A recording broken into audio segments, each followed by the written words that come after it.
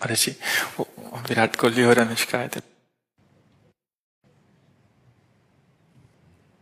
विराज बैठ प्रसन्न हो। जी अभी ठीक। हाँ, नहीं, ठीक ही रहना चाहिए। हम आपको अपने प्रभु का विधान बताते हैं थोड़ा सा। जब प्रभु किसी पर कृपा करते हैं, ये वैभव मिलना कृपा नहीं है, ये पुण्य है। पुण्य से एक घोर पापी को भी देखो, पाप करके भी उनका कोई पुण्य है जिससे वो सुकृत पूर्व के सुकृतवश चल रहे हैं, नया पाप है। ये वैभव बढ़ना या यश बढ़ना, ये भगवान की कृपा नहीं मानी जाती। भगवान की कृपा मानी जाती है अंदर का चिंतन बदलना, जिससे आपके अनंत जन्मों के संस्कार भस्म होकर और अगला जो है वो बड़ा उत्तम होगा। अंदर के चिंतन से होता है, बाहर से कुछ नहीं होता। मात्र अंदर का चिंतन। अच्छा, अंदर का चिंतन हम लोगों का स्वभाव बन गया बहिर्मुखी।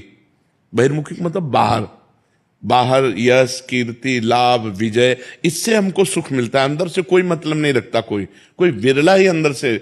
अब क्या होता है, भगवान जब कृपा करते हैं तो संत समागम देते हैं, फिर दूसरी जब कृपा होती तो विपरीतता देते हैं, और फिर अंदर से एक रास्ता देते हैं। ये मेरा रास्ता है, ये परम शांति का रास्ता है, ये शांति का रास्ता नहीं। भगवान वो रास्ता देते और जीव को अपने पास बुला लेते हैं। बिना प्रतिकूलता के संसार का राग नष्ट नहीं होता। किसी को भी वैराग्य होता है तो संसार की प्रतिकूलता देखकर वैराग्य होता है। सब कुछ हमारे अनुकूल है तो हम आनंदित होकर उसका भोग करते हैं। जब हमारे ऊपर प्रतिकूलता आती है तब ठेस पहुंचती है कि इतना झूठा संसार, तो अंदर से भगवान रास्ता देते हैं। ये सही है। भगवान बिना प्रतिकूलता के इस संसार को छुड़ाने का कोई भी औषधि नहीं रखी। आज तक जितने बड़े महापुरुष हुए हैं, जिनका जीवन बदला है, उनको प्रतिकूलता का दर्शन करके बदला है। तो कभी प्रतिकूलता आए तो उस समय आनंदित हो कि मेरे ऊपर अब भगवान की कृपा हो रही है, कि मुझे सतमार्ग में चलने की प्रेरणा मिल रही है। अगर सतमार्ग छूटा हो, ये सब तो एक सेकंड के लिए आप विचार कीजिए।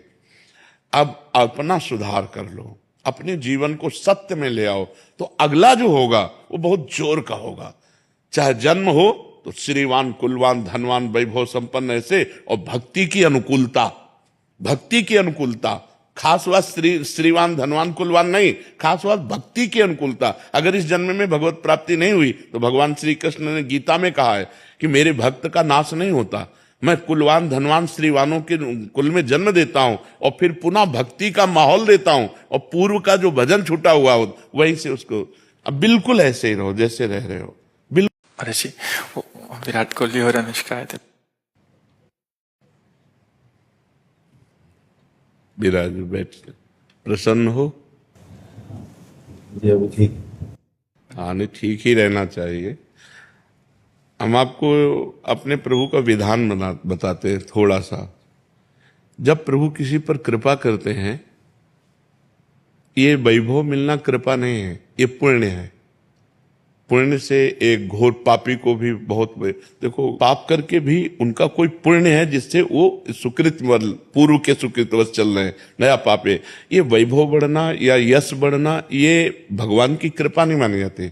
भगवान की कृपा मानी जाती है अंदर का चिंतन बदलना, जिससे आपके अनंत जन्मों के संस्कार भस्म होकर और अगला जो है वो बड़ा उत्तम होगा। अंदर के चिंतन से होता है, बाहर से कुछ नहीं होता। मात्र अंदर का चिंतन। अच्छा, अंदर का चिंतन हम लोगों का स्वभाव बन गया बहिर्मुखी।